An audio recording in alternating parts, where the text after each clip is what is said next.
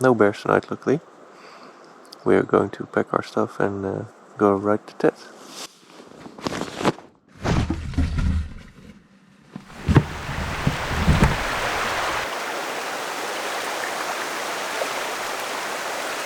We're all packed in, and we're on a very nauseating bridge.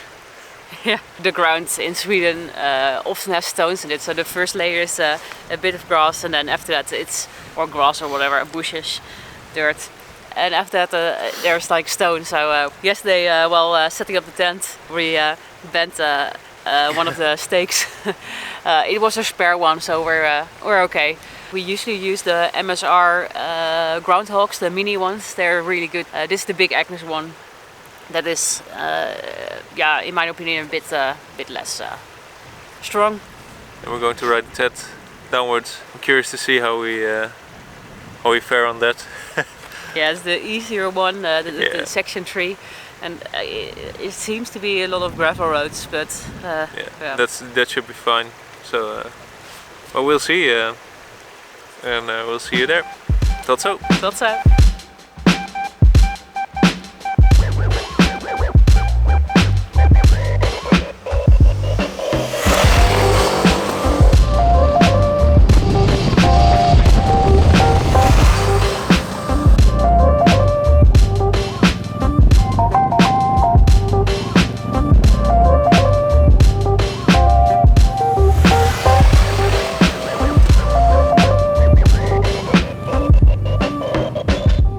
So as you can see on our other videos, we often camp at these shelters, also called lean-tos, I believe. And we actually discovered on another trip how awesome these are for mountain camping, because if it rains, and that trip had an immense amount of rain, you can use the shelters to wait the rain out for a bit and then set up your tent, because riding in the rain isn't that bad. You'll get wet, but you'll get over it. And your clothes will dry, but if you have to unpack in the rain and set up your tent, and your tent gets wet on the inside, man, it ruins your it really ruins your evening. Yeah, that's so true. Yeah, but even when the weather is good, we still keep going to these shelters. Yeah. Whoa, look at this view. Oh man. These views is when we come back to Scandinavia. Well, yeah. But this route, the Tet is really pretty. Yeah, it's beautiful, the scenery. Yeah, but it's nice to have the luxury of a lean-through, and there most of the time there's a nice spot to place your tent, because it's sometimes hard to find a spot for your tent. Yeah. And also there's often a place for making a campfire. And do I see a shelter over there? I don't know. Could be a shed. It's actually a shelter. That's my point. Those shelters are often the most beautiful spots in Sweden. Yeah. And that is great. It's much easier than you have to search for dispersed camping spots. Yeah. And that can be sometimes hard, the ground isn't always that perfect for tents, or there's not always good campfire spots. But it's amazing, yeah. So in Sweden or in Scandinavia, at least so far now in Finland, Norway and Sweden, you have the freedom, the right to roam. Yeah, I believe Iceland as well. But don't know for sure. But and it's really great that you are allowed to camp with a few rules. You need to clean up after yourself, and a lot more rules, but after that you can just camp everywhere in the country, and it's so amazing. We use a website for the shelters. It's called campwild.org, and on it there's a map with all the shelters on it. And it also, other people post photos or story about the shelters. That's really great. Yeah, it's really nice to see the shelter beforehand, and also they often tell you if there's a road leading up to it or not, so you know if it's reachable by motorcycle or not.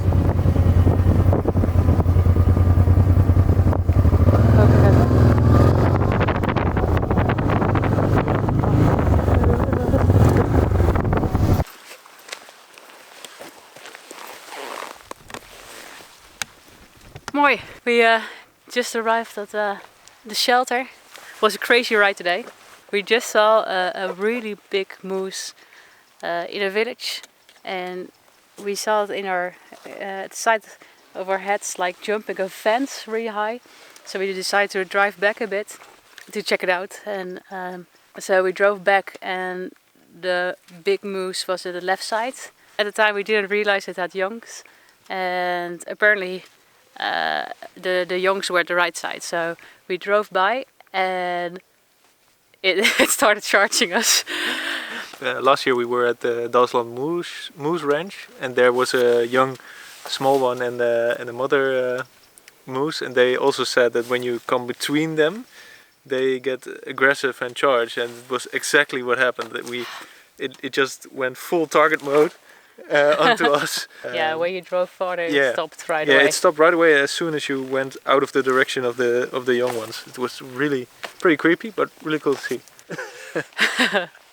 So that was like 50 minutes ago, and now we're here, and we're at the shelter. So let's check that one out, because it seems to be really great.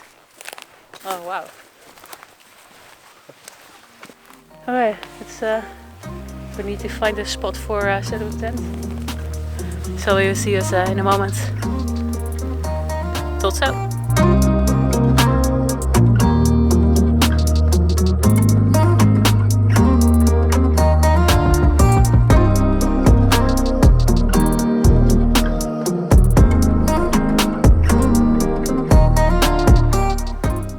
Decided to set up the tent where we parked the motorcycle.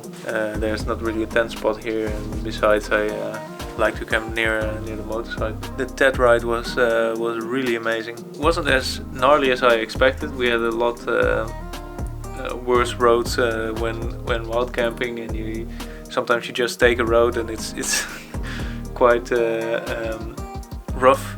But with the Tet, the section we are doing now, we're doing section 3 in Sweden. Totally rideable, even with a pillion. Yeah, I'm looking forward to the next part of the section.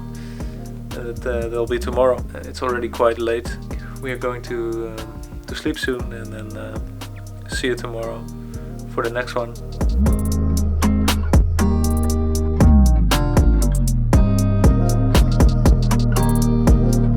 Bye. We slept okay, but we woke up a few times this night because it rained pretty hard, and we were worried maybe the tent would get flooded because placed at a little bit of a downslope at the moment. We did dig some trenches, but apparently it worked, and we didn't have any problems. You're always thinking when you go to sleep when it's sunny, like, it can't rain this night, right? Don't ever assume it doesn't rain, because it could be the most sunny day ever, and then 2 o'clock in the night it goes totally in another direction, and it's raining suddenly.